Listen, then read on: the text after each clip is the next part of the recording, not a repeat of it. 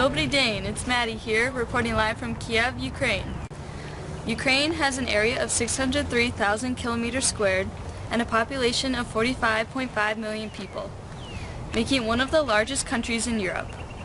It is bordered by Belarus, Poland, Slovakia, Romania, Hungary, and Moldova.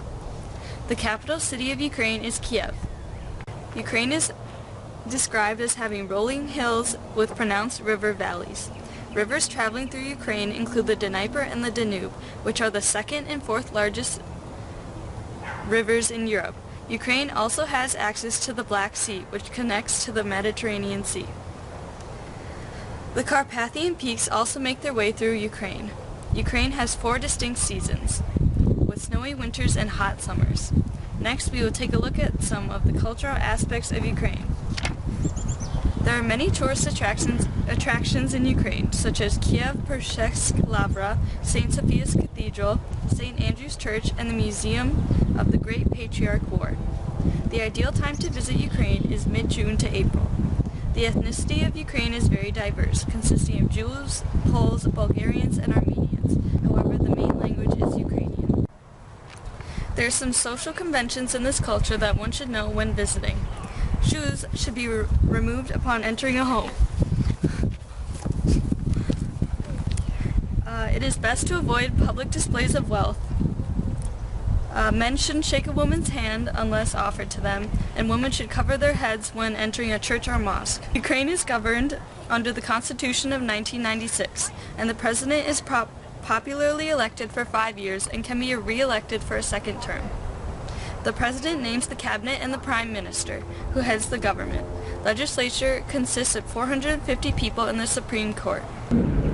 Soccer is a common sport in Ukraine. Next we go to Greta, who will give you all the updates on the conflict going on in Ukraine right now. Дякую, спасибо, Maddie. It's Greta here, reporting live on the nation of Ukraine. For a few years, Ukraine has been in the middle of a conflict with Russia. This is a major issue throughout the country, and I'm here to inform you of it.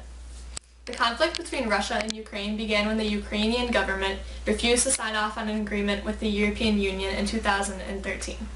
This agreement was not only a trade agreement, but it was a commitment to European values and principles. This refusal led to demonstrations and protests in Kiev, the capital of Ukraine. This Ukrainian revolution consisted of countless riots, protests, and shootings in 2014. All of this violence definitely worsened the lifestyles and living standards of the people in Ukraine.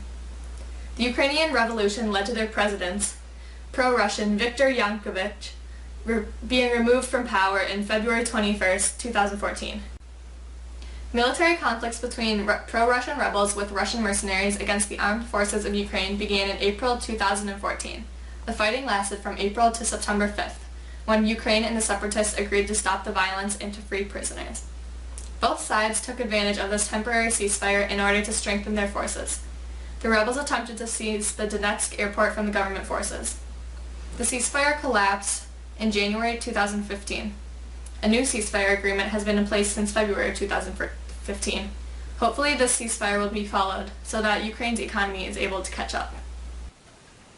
All of the fighting between Russia and Ukraine has caused countless casualties on both sides. Rebels have fired rockets in public areas and have killed many civilians in Kramatorsk, a government-controlled city in eastern Ukraine. A nationalist volunteer army has seized villages from the rebels. Rebel attacks have killed many civilians. Civilians have been killed by shells and rockets in the rebel-held cities of Donetsk and Luhansk. This violent society is bound to deteriorate if it remains the same. And now, on a lighter note, to Grace, where we learn about some traditional foods in Ukraine. Thank you, Greta. The Ukraine is full of unique tastes and foods that you will find nowhere else in the world. And along with those unique tastes are equally unique traditions.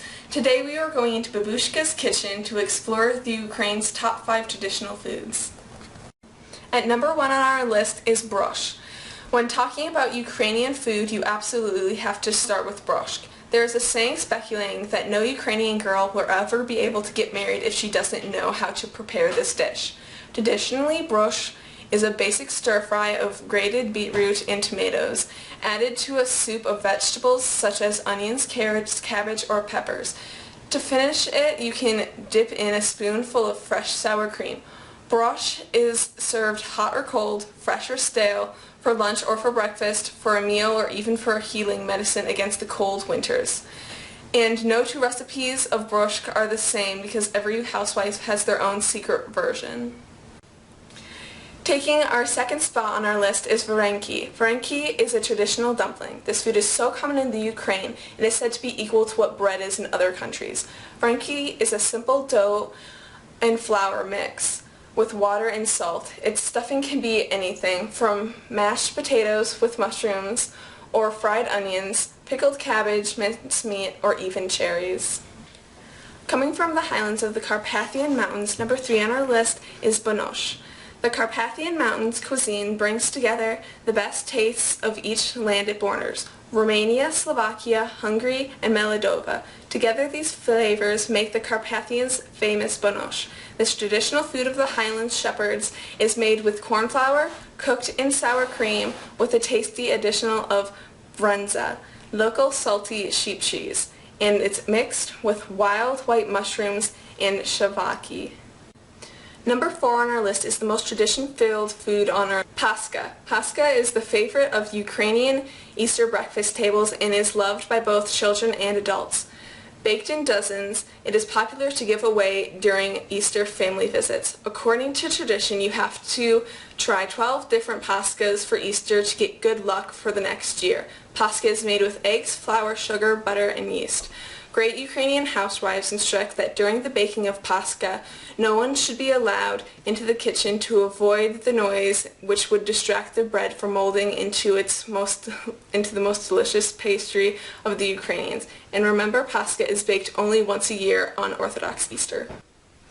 To help wash all this down is the 5th and final recipe on our list, yuzvar.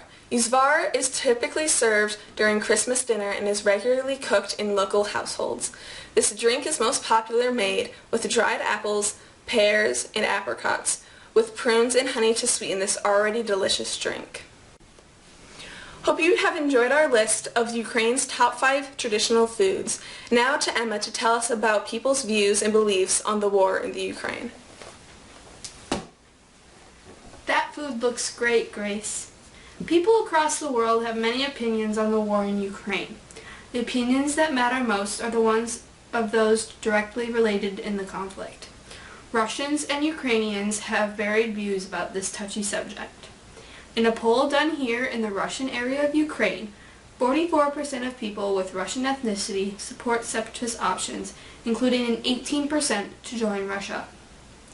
40% of Russian ethnicity supports the current system.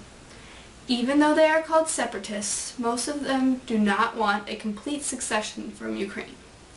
According to a full country poll, 70% support a united Ukraine, and only 15% support separatism. Many just want autonomy in their individual region within Ukraine. For those of you who do not know, autonomy is the right or condition to self-government.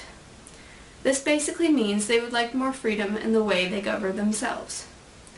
On the Russian side, there are varied opinions as well. Well-acclaimed author Lyudmila Altaskaya does not support the separatists. She fears a takeover of Crimea would be the start of another Cold War. She wonders how Russia can maintain a good quality of life for the people of Crimea. She also thinks Russia's current actions have lost some respect in the world today.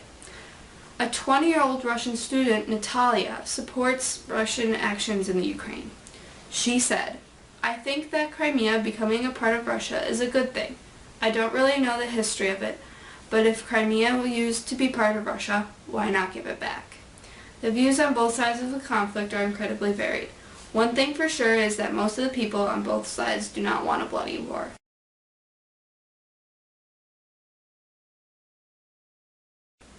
Mando branić. Mano branić. Magno branić. Mano branić.